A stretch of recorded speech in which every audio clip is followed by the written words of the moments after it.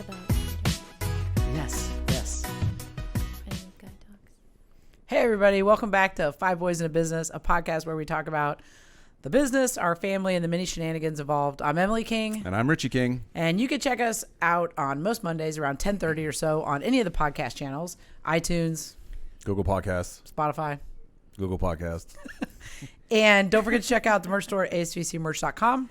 We've got a special guest here today, Shelly Fisher. So, Richie, would you like to introduce Shelly? Shelly is an RN at BSN and an animal of assisted pet therapy manager at Eskenazi Health. She has over 16 years of nursing experience and has been in her current position for 3.5 years. She has her BSN of nursing from Mount St. Joseph University and has a certificate of animal and human health from the University of Denver. Shelly enjoys working with people and dogs and really enjoys animals and gets to be innovative in creative ways to strengthen the human-animal bond and heal others holistically. Shelly enjoys running, cycling, hiking, and has 2 of her own dogs, Hero and Bose, and usually has a foster puppy mingling in now and then. Shelly loves spending time with her daughters, Claire and Julia, both of whom love animals as well. Welcome to the show, Shelly. So, thanks for joining us. Thanks for having me. Yeah, absolutely. So, I've known you for quite a period of time via the clinic, and we used to live in our neighborhood and things like that. And so I find your story fascinating because it makes a connection, with my own story as far as veterinary medicine. So tell everybody a little bit about kind of what you currently do, but then kind of how you got there. Sure. I am the animal assisted pet therapy manager at Eskenazi Health. I started doing that about 3.5 years ago. But I've always really enjoyed animals. I grew up on a dairy farm in Ohio. I did 4-H. I loved having animals around me and found them therapeutic as well even when I was younger. But I'm a runner as well, and I started guiding runners at the blind school of Indianapolis, and I met a couple of guide dogs there, and I thought, wow, they really help these kids. They changed, just gave them more independence. Right. And from there, I just kind of did more research, got into fostering guide dog puppies, and I've done that for 3 times, and all of them have passed and are actually current guide dogs.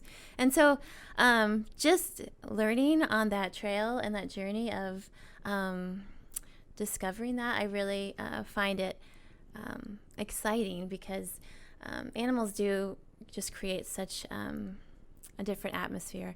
So from there, I was like, okay, I've done this 3 times with the guide dogs. What else can I do? And this job at Eskenazi kind of popped up for me, which was a great mix of nursing and then also what I was currently doing with the dogs. So, it's fascinating that you've been able to take what you went to school for, which is nursing, and then something that you're passionate about, which is animal science or animals, and put them together. Right.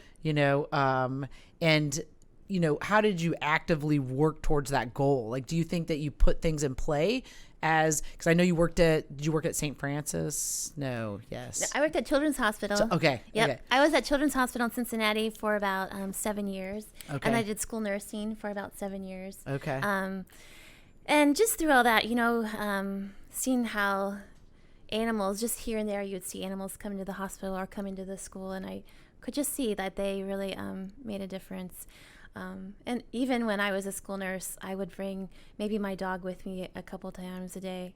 And I could see how the kids, they didn't have as many stomach aches anymore. Right. They didn't have as many headaches anymore. So it's just, I don't know, actively working towards that. I think I just, it kind of meshed. Like when I got into the hospital, it was like, what did I see? What could the people at the hospital really enjoy, or what could they use, or how could I better assist them?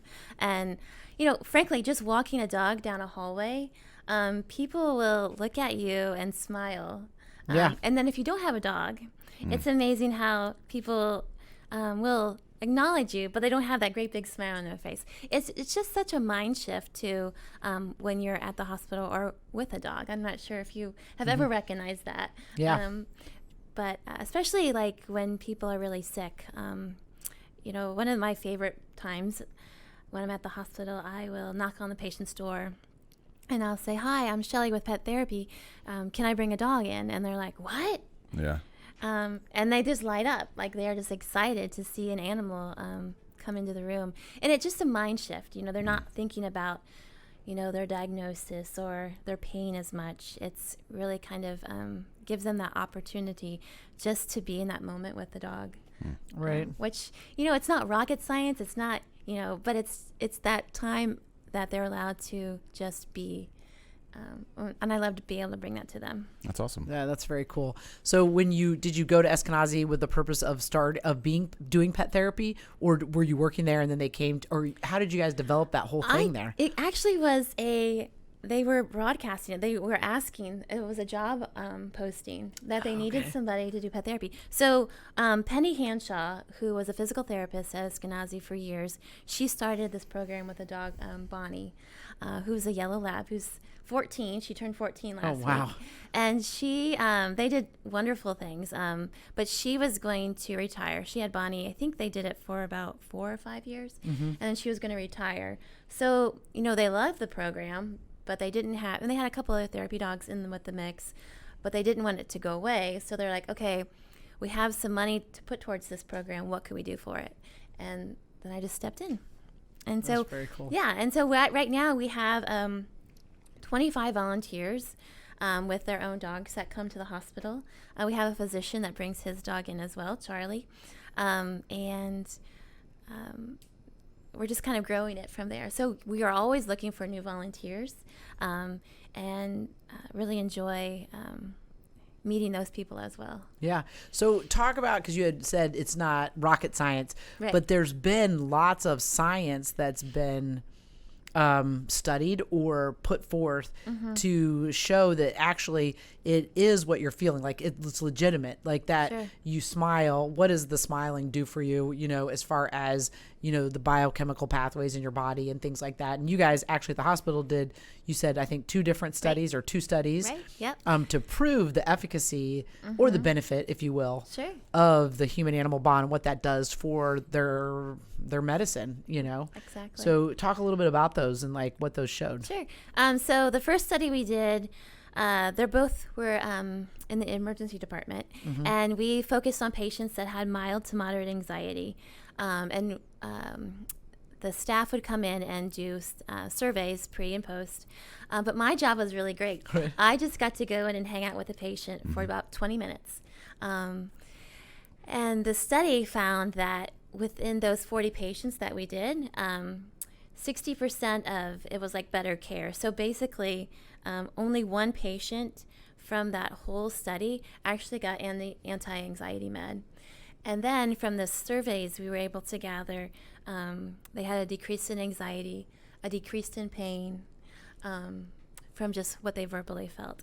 And then the second study, we actually did cortisol levels on our staff at Eskenazi to see how they felt with the interaction of the dogs. And we're actually going to do a third study where we're doing the same thing, but we're going to have it open to patients and staff and doing the cortisol levels on both. Yeah. So that one's coming. It just hasn't happened yet. That's cool. So in the staff, when they did the cortisol levels, they actually saw that, say you were working hard or you were stressed, and then you came in and they drew your blood then, right? They did. We actually did saliva tests. Okay, Yep, okay. They did the saliva test, so they have to spit into little tubes.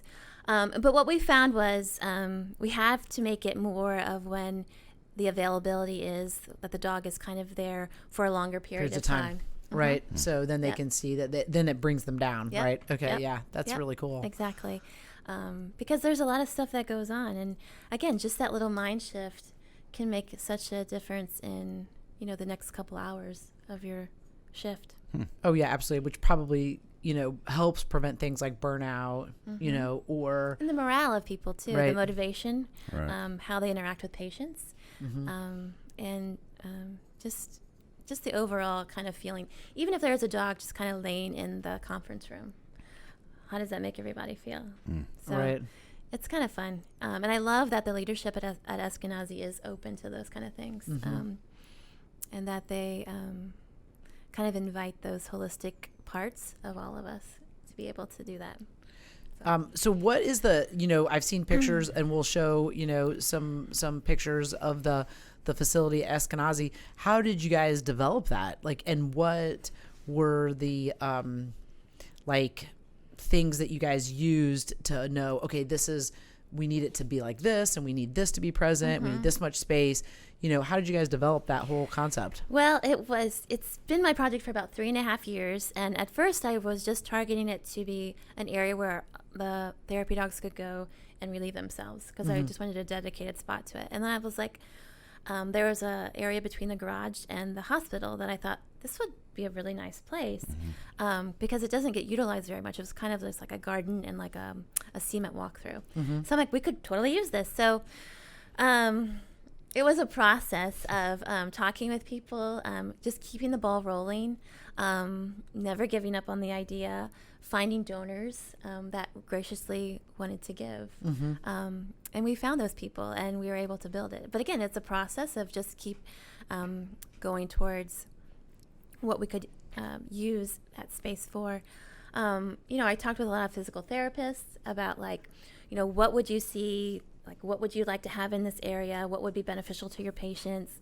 And then the architects that worked with us too, just to have a conversation with them, because we wanted it to flow with the hospital, and keeping it safe for everyone. And so it's turned out to be a beautiful place. Yeah, it really did. And so patients and the pets can go out there now. Yep. So rather than just being a place for the dogs, it's for the patients it's too. very patient focused. Yeah. So we have occupational therapy happening out there, speech therapy, physical therapy. I'm going to have mental health groups that come out. We're going to have staff departmental days come out, to where they can just be for, have a section of time where they can just come out, and it's dedicated to them, having the animals out there.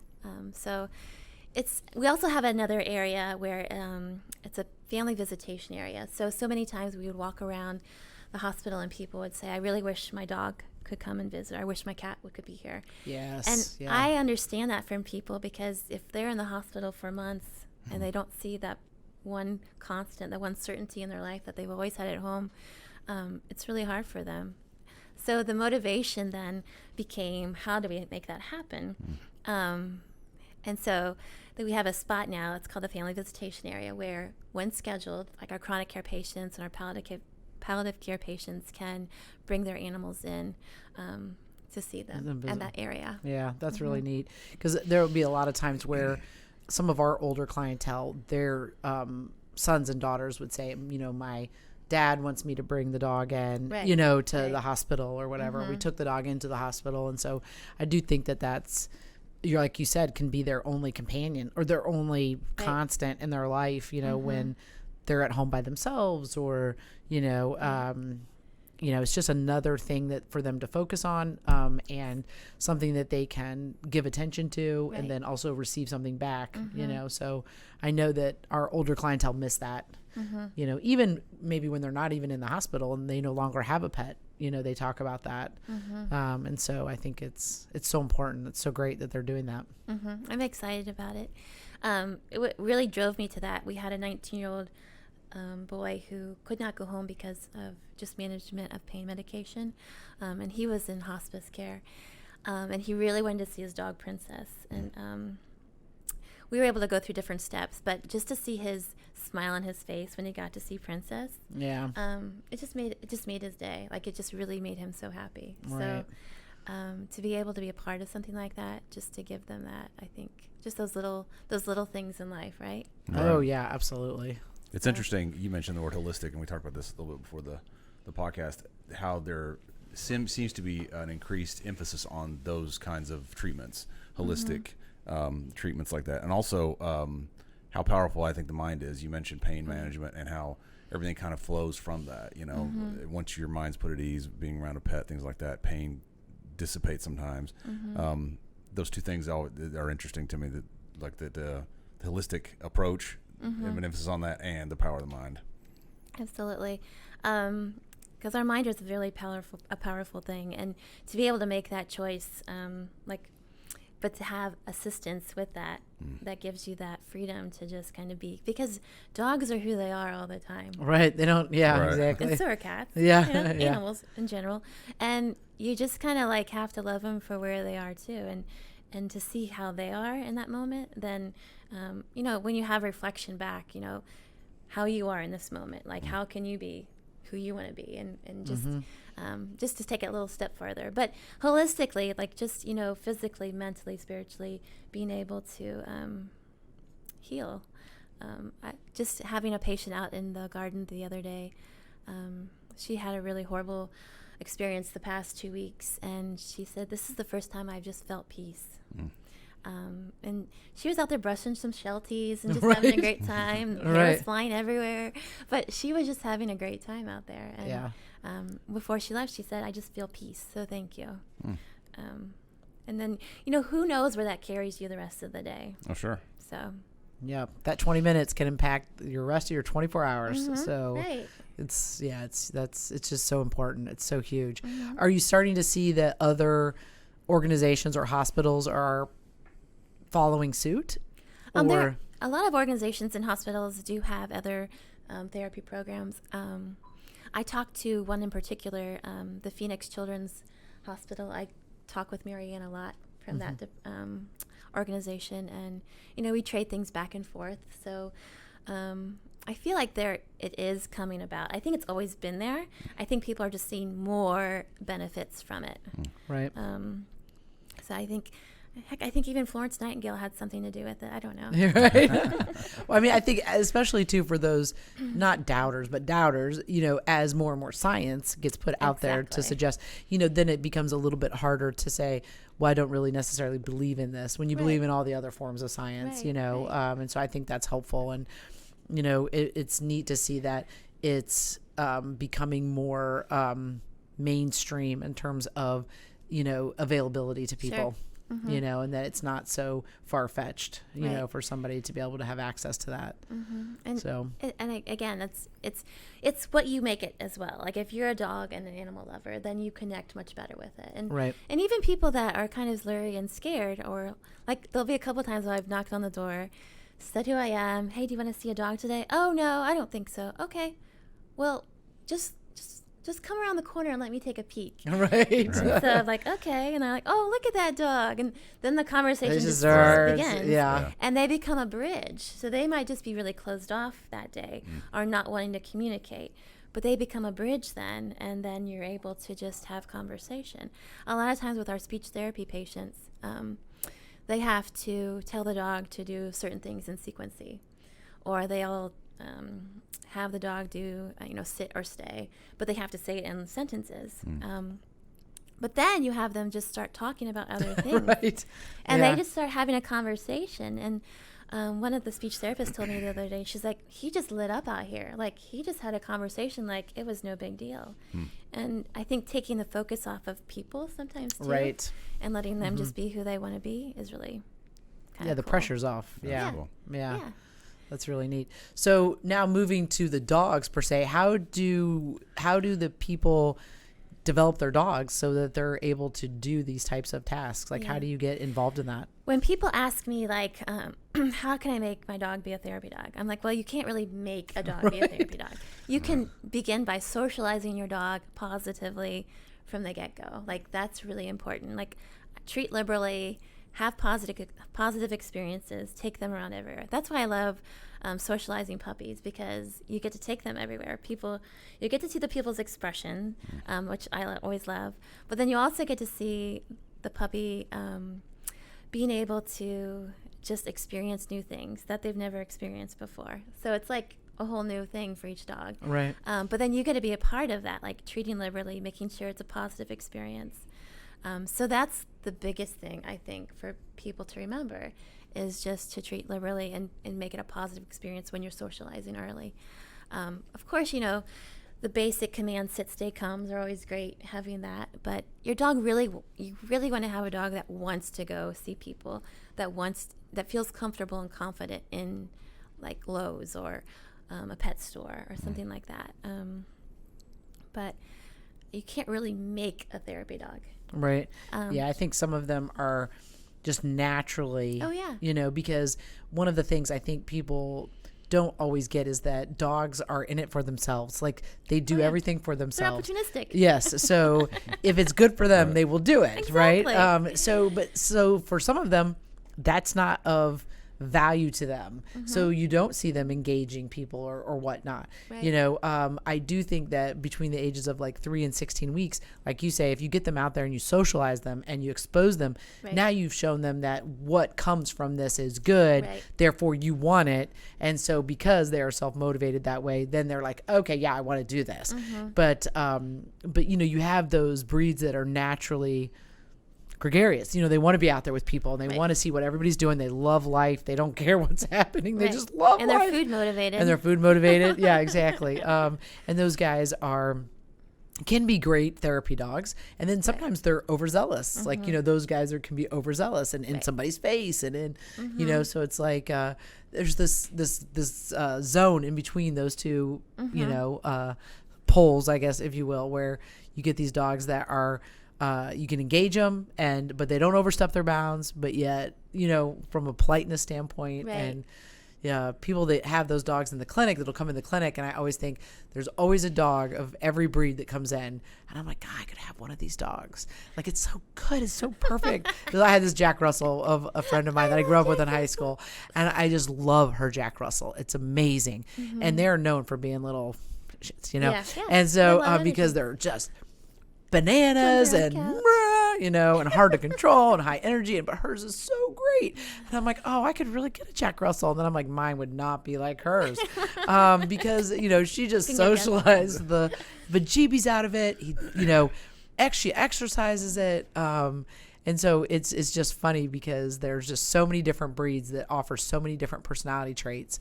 And it really just depends. And they, like I said, they are who they are. And I love the characteristics, or just the what word am I looking for? Just, I don't know, mannerisms, just a personality. Like, I love a dog that comes in that has that. Okay, I know I gotta behave, but here I am, right? Exactly. And I love that about them. Like, a couple of them come to mind, and I just, like, whenever I see them, I smile. I'm like, because they get it, like they get it, but they're still themselves, and they're still able just to kind of encompass everything that we ask of them in that moment. But it's really including the dogs in the care, because I really want them to be enjoying themselves too. I never want a dog coming in to be made to do something or used to do something. It's just involving them in what we're doing as well. Making it fun for everyone. That's really important to me. Are there particular training schools that the volunteers have used in the past, or anything like that? There's some pet therapy organizations that will therapy certify your pet. Do you want me to tell you those? Yeah, sure. There's like Alliance of Therapy Dogs, Pet Partners, Love on a Leash. I know locally there's Pause and Think. So those organizations will therapy certify your dog as well. And there's some really great trainers out there as well that just have a good insight into how to make your dog succeed the best, like what's in it for them and how you can help them do that, which I've learned a lot from as well. So you have all age range of dogs. Yeah, I do. We'll have puppy day at the hospital, and well, before COVID, but we would have puppy day at the hospital, and people would go bananas. And they're like, God, puppies. And I would have like paw prints to where the puppies were going to be. And it was just for staff, because I could not open it up to patients at that time. But the staff loved it. It just gave them that however many minutes they had to cuddle a pup. And it was fun too. It's just to see like the water cooler effect, because people would all come and have conversations from each department. And then they're talking about their puppy they had when they were a kid, and they're talking to somebody they may not talk to ever or know or whatever. Which definitely has to help inter-office relationships and efficiency, getting things done. Now I know the person that I'm asking to hurry up and get down here because I need help. And they're like, oh, that's Joe from, you know, I met him the other day. Right, exactly. So it's just so fascinating, the trickle down effect of some of these concepts. Yeah. It's fascinating. I love it. Even like when I would take the dogs into billing or medical records, people would turn out of their cubbies and start talking, and then they're talking to other people within the area. So yeah, it's really kind of fun to be an audience of all of that too. Probably need some uplifting experiences in billing, billing and accounting. Oh. They need some happiness I know, in billing right? and accounting. Fair amount of darkness going on in that department. Oh gosh, that's It's true. so funny. It's really true. What animals have you guys had? Any other therapy animals in the hospital besides dogs? Just out of curiosity. We have a cat too. Oh, you do have a cat. We have her just in an area though where people can come see her, just because of increased allergies and Yeah. the cat can't walk as much as. I mean, actually, this cat can walk on a leash, but yeah, we have one cat. I think we might have another one coming up soon, but Oh, that's hilarious. yeah. And there's cat lovers and there's dog lovers, and then there's animal lovers. So it's just. Do fun people to ever watch. say, "Do you have a cat?" Like, do they ever ask? Oh yeah. Do they? Yeah. Okay. that's Or they'll fascinating. say, "I really like cats." If I have the dog with me, they'll, "I really like cats." And I'm like, "Do you? Tell me about your cat, or tell me what kind of cats you like." Right. Right. So you still can use that as a bridge to people and just connecting with them and talking to them. Yeah. That's so interesting. It's so interesting. Over the past decade or so, you see more and more therapy animals. Oh, you know, yeah. out in public. You know, in Like training or goats whatever. and chickens Right. and rabbits and horses.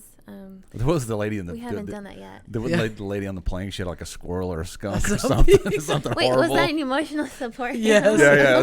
That's like gay. Yes. Gay person's like no. No, you can't take that on the plane. Sorry. So funny. I just envision like an airplane movie, like where the animal crawls up It's like over an somebody's iguana face or and something. is like jumping from seat to seat everywhere. This is emotional support. Exactly. Good for you, not for this guy.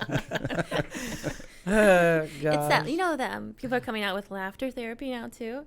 That could be considered as laughter therapy. There I you think. go. That's right. Exactly. Oh my gosh. I think more and more, do you think more and more is being investigated because of trying to think of alternatives for pain control so that people have to use less as far as like with everything going on with the whole opioid crisis and all of that? Sure. Is that part of the motivation at all? Like looking for other avenues for, has that at all been talked about?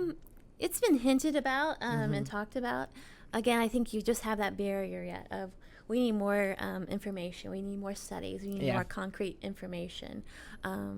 Does this really work? Like, Right. So, and I think when you have primary investigators that are willing to do those studies. Right.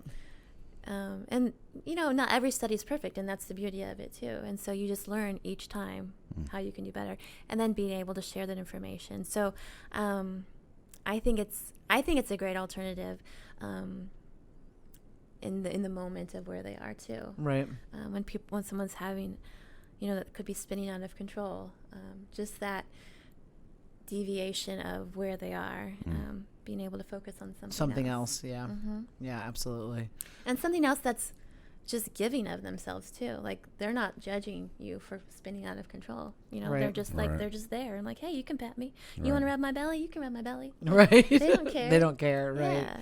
So Well, there's been some of those programs that have been started with like prisons or like kids that are at risk or in juvenile homes, right, where they are given or are responsible for training. yes. Have you do you have? Well, Pause and Think. Okay, that's what I thought. Pause and they Think was maybe do, one of. pretty largely. They're pretty active in that, where they go to schools, and they have kids train them, and then the dogs have a higher opportunity to be adopted after that. Right. But then the kids have all this. Hey, look what I did. Right. Just that self-esteem building is really huge too. Right. Yeah, I think it's wonderful. And even prisons, when they're able to do the same thing, like the women's prison, what is it, K9? Oh, gosh. Now it's losing my mind. I can't see it. I didn't have my coffee this morning. Oh, my gosh.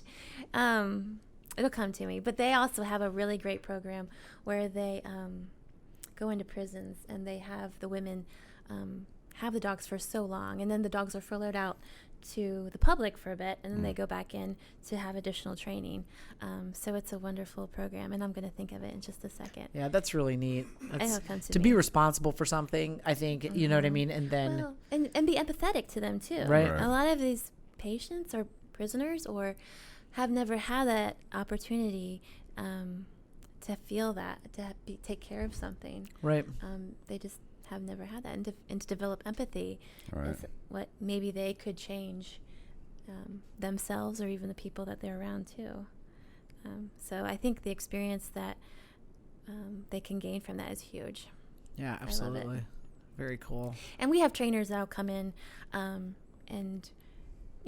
have their dogs, just let them be like around the IV poles or the wheelchairs or the beds or the hallways or just the big areas of the hospital, just to give them that experience is what they need as well. So, because it's all foreign to them. Right. I mean, it's not, Right. So having a positive experience to them is great. And then having the trainers come in to be able to have a place to do that is what I love that we're able to help them with too.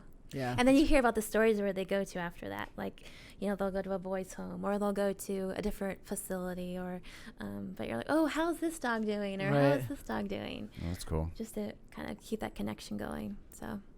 Yeah, it's really that whole concept has really been developed, from nothing, like just, happenstance, to what it is now is absolutely fascinating and so rewarding for people. Yeah, I'm excited to keep doing it and to see what else we can kind of further along, especially with the garden. I feel like it can be such a great opportunity for us to be able to have something like that, because when I was talking with the architects, they were like, there really isn't much like this in other facilities outside that we can actually have a fetch patch and a track around the hospital.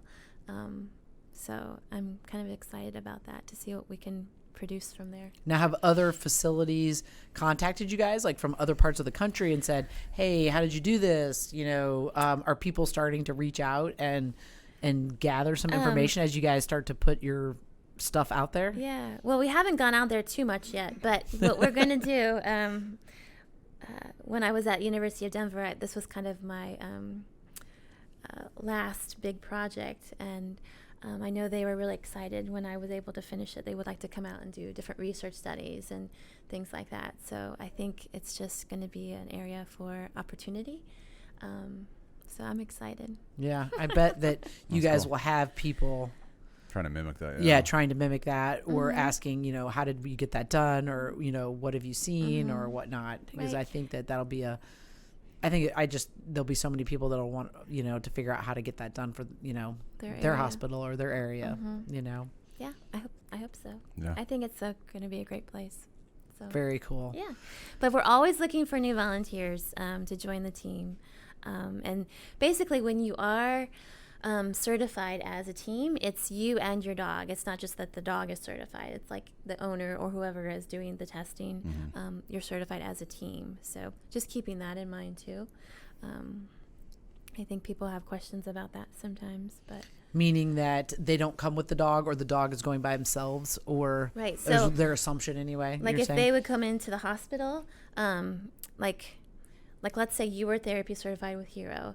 It doesn't mean that you could come in and bring Hero in if you weren't therapy certified with him as well. Got it. So it's the team. It's not just the dog. Got it. So. Yeah. That's cool. Well, that's important. Oh, yeah. Because dogs read body language all the time, and they're always watching us. And right. So, but yeah. Yeah, absolutely. Sure. So if people want to learn more about how to become a volunteer, how do they get in touch with you or contact you or find out more information? You can email me at michelle.fisher@eskenazihealth.edu. You can always just, I guess there's going to be information. Yep, we'll put it on the bottom banner. We'll put that down there. That'll be fine. You can even call Eskenazi Health and just ask for Shelly Fisher. I do have a phone there. You have an office or a phone? I'm usually outside though right now, but yeah, I do have an office there. So very cool. That has a phone. And that has a phone. There you go. That's awesome. But yeah, but thank you for having me on. Oh my gosh, absolutely. We're so glad you could come. Now, we did not give you this question ahead of time, but one of the questions we always ask our guests at the end of the podcast is, do you want to ask it? If you could go back and talk to your 20-year-old self, what would you tell them? Oh my gosh, my 20-year-old self. I have to put myself back there. I know, right? It's been a bit. We all hit that spot. Yeah, exactly. So far back. Yeah. I think to experience travel. I think travel is so important. Experience people. Everybody has a story. Everybody has a story. And just be willing to take the time, stop and hear their story. Because it's amazing what you can actually learn from them. Right. think that that's always important. But yeah, I think I would travel a little more too, and just take it all in. Yeah. Yeah. I think that's, you've hit on a couple of points that a lot of people have said, on the podcast about when we've asked them that question, about slowing down. Yeah. Everybody's always in a hurry to get to the next place, get to the next place. When you're that age, you're like, okay, what am I going to do next? What am I going to do next? And, I like what you said about everybody has a story, and just taking the time to hear that and then learn from that. Yeah. And so just valuable. Appreciate it too. Appreciate it. Yeah. I think it's amazing. Just some of the conversations I've had with patients in the hospital rooms. Yeah. I'm like, I'm so privileged to be here. Sure. Yeah. That is such a neat feeling. It's cool. Yeah. All right. Well, we'll wrap up the podcast here. You can catch us every Monday somewhere around 10:30. And if you have any questions, don't hesitate to shoot them over, or any topics that you ever want us to talk about. I'm Emily King. And I'm Richie King. And I'm Shelly Fisher. And we'll see you next time on 5 Boys in a Business. We're out.